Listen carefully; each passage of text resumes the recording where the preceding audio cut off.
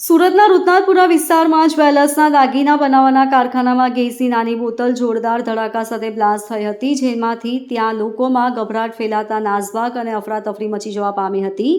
જો કે કામદાર બહાર નીકળી જતા બચી ગયો હતો. બ્લાસ્ટના કારણે બારીબારણાના કાચ તૂટી ગયા હતા. આ સાથે મશીન, ટેબલ, ખુરશી, વાયરિંગ સહિતના સામાનને ભારે નુકસાન થયું હતું.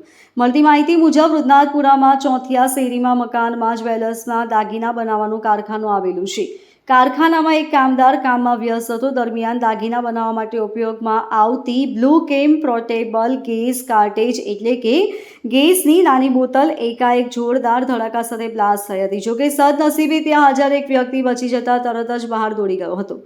બ્લાસ્ટના બનાવના લીધે ત્યાંના લોકોમાં ભયનો માહોલ ફેલાતા ત્યાં ભાગદોડ અને અફરાતફરી મચી જવા પામી હતી. આ અંગે ફાયર બ્રિગેડ અને પોલીસ કર્મીઓને જાણ થતાં ઘટના સ્થળે ધસી જઈ કામગીરી કરી હતી. જ્યારે ટીન ગેસની નાની બોટલ બ્લાસ્ટ થવાના લીધે બારી બારણાના કાચ તૂટી ગયા હતા. આ સાથે જ મશીન, ટેબલ, ખુરશી, વાયરિંગ સહિતનો માલસામાન અને ચીજવસ્તુઓને ભારે નુકસાન થયું હતું. આ બનાવમાં કોઈ જાનહાનિ થઈ નહીં હોવાનું ફાયર ઓફિસરે જણાવ્યું હતું. Bureau report LK star news, Surat.